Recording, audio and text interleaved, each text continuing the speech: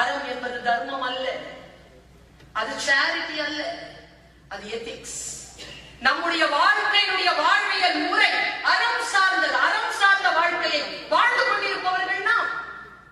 அறம் என்பது என்ன? எவ்வளவு கோபமாக இருந்தால் எந்த ஒரு வன்முறையான சொல்லையோ செயலிலோ நாம் ஈடுபடாமல் இருப்பது என்பது நம் அறம். நான் பல நேரங்கள்ல பார்க்கிறேங்க, கோபத்தினுடைய உச்சத்துல அப்படி சொல்ல பேசுறாங்க. கோபமாக இருக்கின்ற பொழுது மௌனமாக இருக்கக்கூடியவர்கள் தான் நல்ல தலைவர். நல்ல தலைவர் என்பதற்கு எனக்கு தமிழ் தருகின்ற மிகப்பெரிய விளக்கம் என்ன தெரியுமா? நல்ல தலைவன் என்பவன் யார் தெரியுமா? மற்றவர்களை விட சிறப்பாக இருப்பவன் இல்லை நல்ல தலைவன். தன்னை விட சிறப்பானவர்களை உருவாக்குபவன் தான் நல்ல தலைவன். தன்னை விட சிறப்பாக மக்களை உருவாக்குகின்ற அந்த தலைவரை நாம் தேடிப்போம். தன்னை முன்னிறுத்திக் கொள்ளுதல்.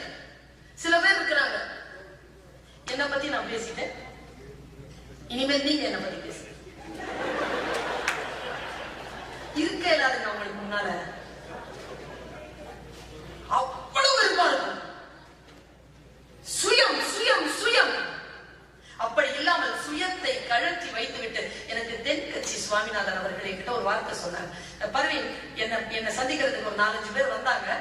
அவங்க வந்து கேஸ் ஸ்டடி பண்ணாங்க, சைக்காலஜி ஸ்டூடெண்ட்ஸ். கேஸ் ஸ்டடி பண்ணிட்டு எனக்கு கடைசியா ரிப்போர்ட் எழுதி வச்சாங்க. என்ன ரிப்போர்ட் ஐயா? தென்கட்சி சுவாமிநாதனை யாராலும் வெல்ல முடியாது. நான் அதை இப்படி பார்த்தேன். ஏயா இப்படி நல்லதானே வந்தோம்? ஏன் உண்மைதான் பர்வீன், என்னை யாராலையும் ஜெயிக்க முடியாதான் அவன் சொல்றான். சரி, இரு இரு இரு, நான் அங்காரமா பேசுறேன்னு நினைக்காத. ஏன் அப்படி சொன்னா தெரியுமா? கீழே அவன் அந்த நோட்டை போட்டிருக்கான். அந்த பேப்பரை நான் உங்களுக்கு காட்டுறேன். எப்பொழுதும் தோற்க தயாராக இருப்பவனை யாராலும் ஜெயிக்க முடியும். என்னங்க இது?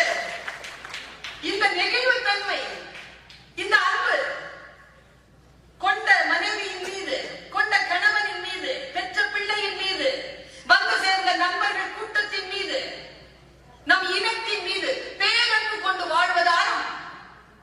இந்த பேரன்பு கொண்டு வாழ்கின்ற அறம் நம்மில் எத்தனை பேருடைய வாழ்வில் நிகழ்ந்து கொண்டிருக்கிறது? நான் ஒன்று சொல்லுகிறேன், இன்றைக்கு எழுதி வைத்துக் கொள்ளுங்கள். கடவுள் என்பது பெயர் சொல் அல்ல.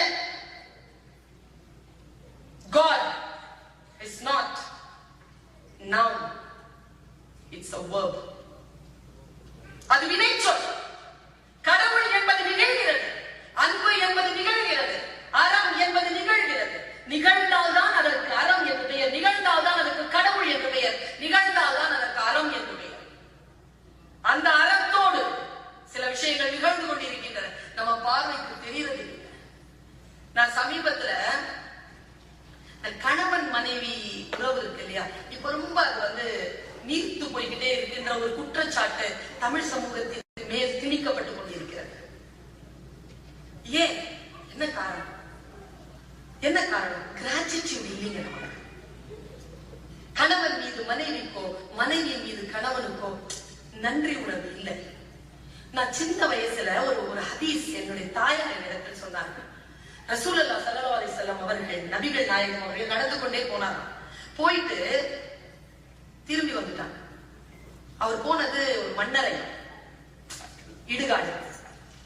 போயிட்டு திரும்பி வந்துட்டு அழுகிறார், கண்ணீர் வடிக்கிறார். என்னன்னு கேட்டா, மன்னரை வேதனைகளை நான் பார்த்தேன் அப்படின்னாங்களாம். என் தாய் எனக்கு சொன்னதுங்க, ஒரு குழந்தைக்கு தாய் சொல்லுகின்ற நல் சொல்.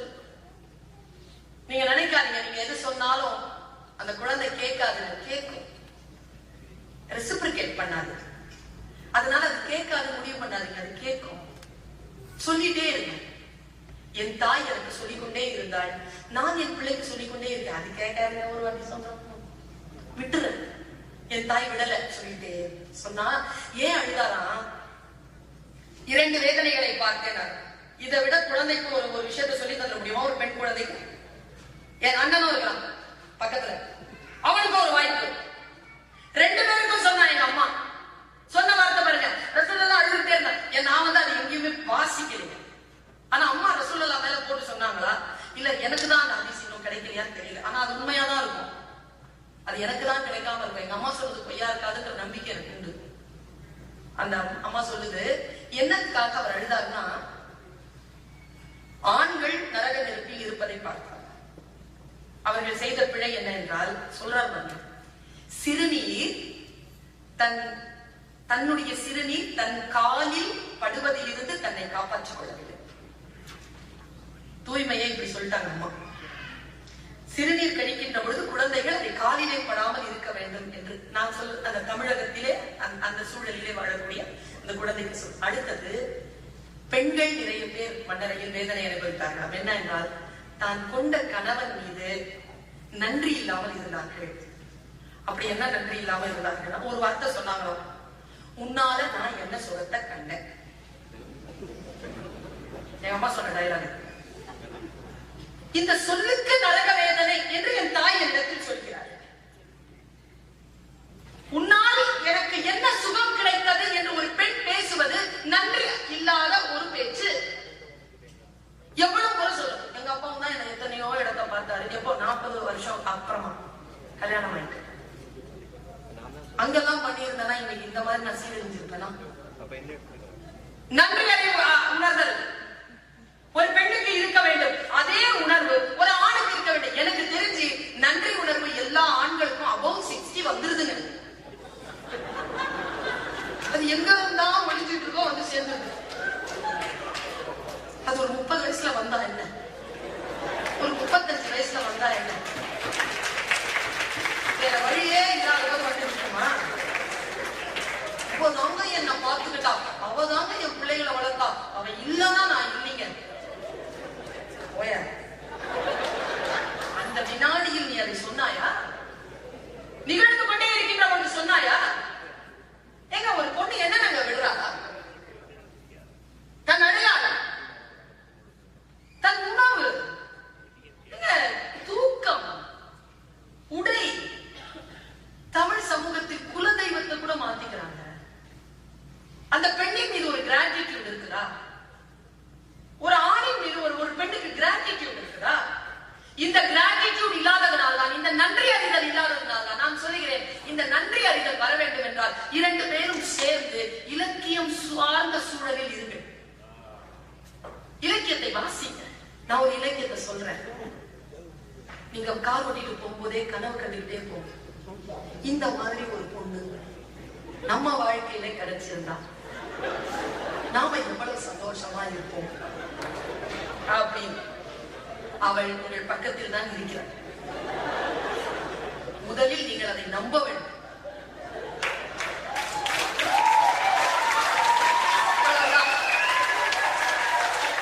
பல நேரங்களில் இதை நம்ம நம்புறது இல்லை, அப்படி ஓடி. நான் ஒரு காட்சியை சொல்றேன். தமிழ்ல அது உண்மையோ பொய்யோங்க, பொண்ணு அப்படிதான். இன்னைக்கு எழுதிட்டு போங்க, நீங்க பொண்ணு அப்படிதான். தாலின்னு ஒண்ணு இருக்குல்ல, அதுக்காக 1000 தொப்புள் கொடி அப்படி அறுத்து போட்டுருவோம். அதுலதான் நிப்பா. அந்த நிக்கிற அந்த உள் ஆத்மா இருக்குல்ல, அந்த ஆத்மாவை எந்த ஒரு ஆண் கண்டுகொள்கிறாரோ 2 பேருடைய வாழ்க்கை அவ்வளவு இனிமையாகவும் அவ்வளவு ஆசீர்வதிக்கப்பட்டதாகவும் இருக்கிறது. அதை உணர்ந்து கொள்வதில்லை. எல்லாம் கால் சரிக்கு விழுந்ததுக்கு அப்புறமா, இடுப்பு ஒழிஞ்சதுக்கு அப்புறமா, பிபி ஹை ஆனதுக்கு அப்புறமா, சுகர் கம்ப்ளைண்ட் வந்ததுக்கு அப்புறமா, கிட்னி போனதுக்கு அப்புறமா, மூச்சு பிரச்சனை வந்ததுக்கு அப்புறமா, வயிற்று குடல் பிரச்சனை வந்ததுக்கு அப்புறமா, கை கால்லாம் முடங்கி போனதுக்கு அப்புறமா, எழுந்திரிச்சு போய் தண்ணி குடிக்க முடியாதுங்கிறதுக்கு அப்புறமா வருது. வந்தோம். நான் ஒரு காட்சியை சொல்றேன். ஒரு சின்ன மாற்றம் நிகழணும் இல்லையா? அதனால சொல்றேன். ஒரு போர்க்களம். இந்த போர்க்களத்துக்கு கூட கொண்டாடிய கூட்டிட்டு போனவங்க உண்டா நம்ம ஊர்ல? உங்களுக்கு தெரியுமா, தாஜ்மஹால் கட்டின ஷாஜஹான் மும்தாஸ கூட்டிட்டு போவாராம். ராமனுடைய தகப்பன் தசரதன் அவர் கைகேயியை கூட்டிட்டு போவாராம். இந்த ஆளும் அப்படி ஒரு ஆளு. கலிங்கத்து வரையில ஜெயங்கொண்டார் எழுதுறாரு. போறாங்க, களமாடுறான். கணவன் களமாடுறத பாக்குறான். தூரத்துல இருந்து பார்த்துட்டே இருக்கான். அவன் களமாடுற பயங்கரமா களமாடிட்டு இருக்கும் போது அவன் யாரையோ ஒரு வீரனை வெட்டி சாய்க்கின்ற அந்த நேரத்துல ஒரு வேல் வந்து அவன் மேல பாஞ்சிருக்கு. டோட்டலா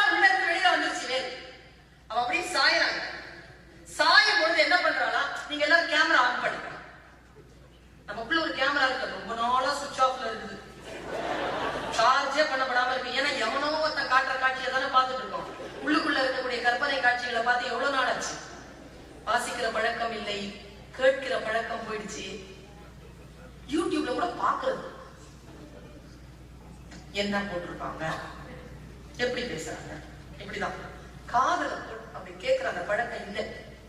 கேட்டு பாருங்க, உரை சித்திரத்துல வாங்க. அவன் சாயிரான், இவன் ஓடி போய் தான் உடம்ப அப்படி சதுக்கி போய் அவனை தாங்கிட்டான். தாங்கிட்டு செத்துட்டான். அவனுக்கு மேல செத்துட்டான். இவ்வளவுதாங்க காட்சி. ஜெயம் கொண்டார் எழுதுறாரு,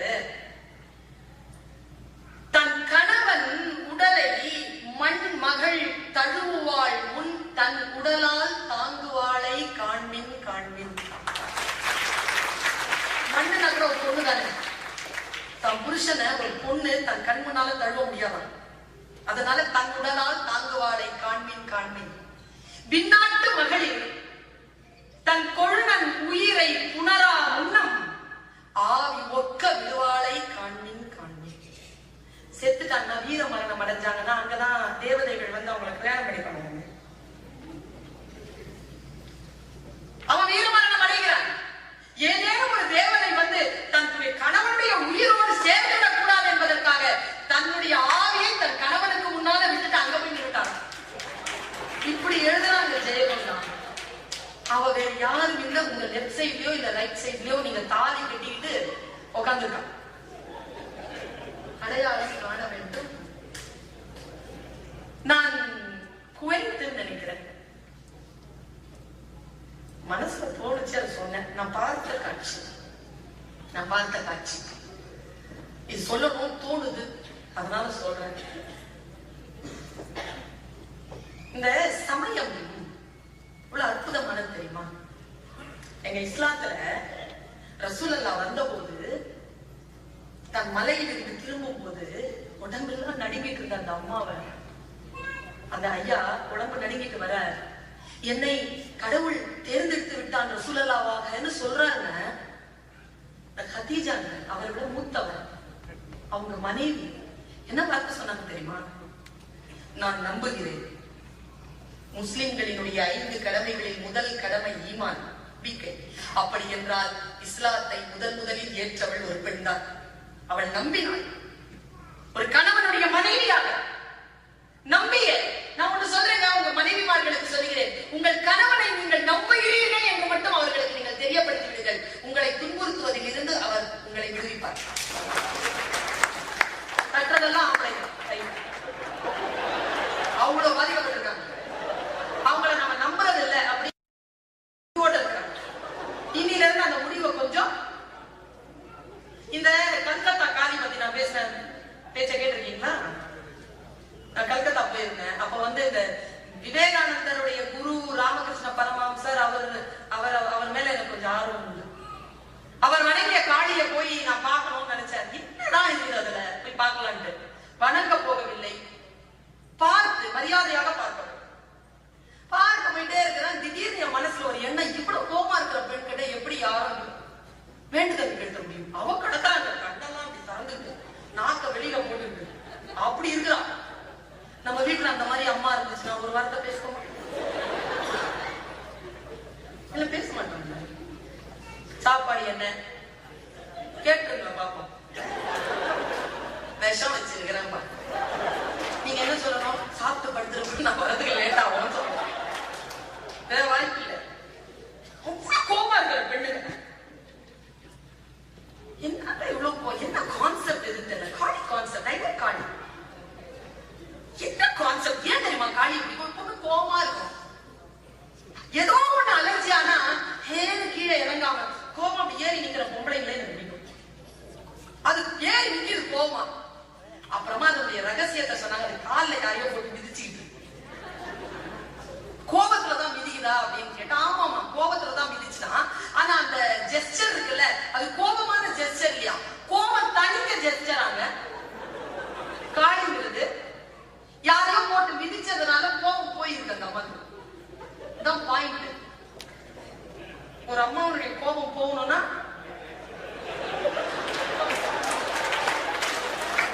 என்ன பாயிண்ட் அப்படின்னா, நான் போய் கேட்டேன் அவர்கிட்ட, இவ்வளவு கோபமா இருக்கிறவங்க எப்படி வேண்டுதல் நடத்த முடியும்னு. அவர் சொன்னார், இது கோபம் இல்லைங்க, கோபம் தனிஞ்ச இடங்க. சரின்னு போய் என்ன தனிஞ்ச இடம் சொன்னா, அந்த அம்மா ரொம்ப கோபம் வந்துருச்சான் ஒரு நாள் அந்த காளிக்கு. ஏன்னா கணவன் கிட்டது எந்த ஒரு அங்கீகாரம் கிடைக்க மாட்டேங்குது. இன்விடேஷன் வைக்க வரவங்க கூட மிஸ்டர் அப்படின்னு தான் வைக்கிறாங்களே தவிர மிஸ்ஸஸ் அப்படின்னு வைக்கிறது இல்ல. என்னது இது, இந்த மாதிரி எல்லாம் இருக்க முடியாது என்ன அப்படின்ட்டு அந்த அம்மா ரொம்ப கோவப்பட்டுட்டே இருக்கும் பொழுது இந்த அம்மா பெண்கள் வந்து தன் அங்கீகாரத்தை தேடுகின்ற பொழுது ஆண்கள் என்ன செய்வார்கள்? தியானத்தில் போயிடுவார். அவரும் தியானத்துல போயிட்டார். இந்த அம்மா கிடந்து கத்திது. அவர் தியானம் கலையவே இல்லை. எழுந்துச்சு நான் போயிடுவேன்னு சொல்லியிருக்கு. அப்பவுமே அந்த அம்மா தியானம் கலையில போய் ஆடுது. அவர் தியானம் கலையவே இல்லை. ஆடி ஆடி ஆடி களைச்சு போச்சு. அந்த அம்மா செத்துரும் போல இருக்கு, உலகமே அழிஞ்சிரும் போல இருக்குன்னு உடனே யாரோ வந்து சொன்னாங்களா, ஐயோ உங்க மிஸ்ஸஸ் ஆடிட்டு இருக்குங்க, கொஞ்சம் போய் பாருங்கன்னு சிவபெருமான். சிவபெருமான் நேரா போனாராம். என்ன வேணும் உங்களுக்கு? என்ன வேணும்? உனக்கு அங்கீகாரம் தானே வேணும்? இங்க வாங்க கேளு. ஆடி இந்தா என்னையே உங்க காரணிக்கு தரேன் அப்படின்ட்டு நேரா வந்து சிவபெருமான் காலில் விழுந்துட்டாராம். காலில் விழுந்த சிவபெருமானை ஏறி மிதிச்சிருக்கு அந்த அம்மா. நீங்க போய் காளி கோயில பாருங்க, காளி மிதிச்சிட்டு இருக்கிறது சிவபெருமானை தான். நமக்கு தெரிஞ்ச ஒரு பெரிய தத்துவம் என்ன தெரியுமா? நம் வீட்டிலும் பார்வதிகள் கோபமாக ஆடிக்கொண்டிருந்தால் அவர்களை சாந்தப்படுத்துவதற்கு சிவபெருமான்கள் தன்னை முழுமையாக அவர்களுடைய காலடியை ஒப்புவிக்க வேண்டும் என்கின்ற இவ்வளவுதாங்க. யார் அன்பில் தோற்கிறார்களோ அவர்கள் தானே ஜெயிக்கிறார்கள். அன்பில் தோற்கின்றவர்கள் தானே ஜெயிக்க முடியும். அன்பில் எப்படிங்க ஜெயிக்கிறது? நீங்க வேணும்னா ப்ரொஃபஷனலா ஜெயிச்சுட்டு போங்க, ஆனால் அன்பிலே தோற்பவர்கள் தான் ஜெயிக்கிறார்கள். வாய்ப்பளித்தமைக்கு நன்றி பாராட்டி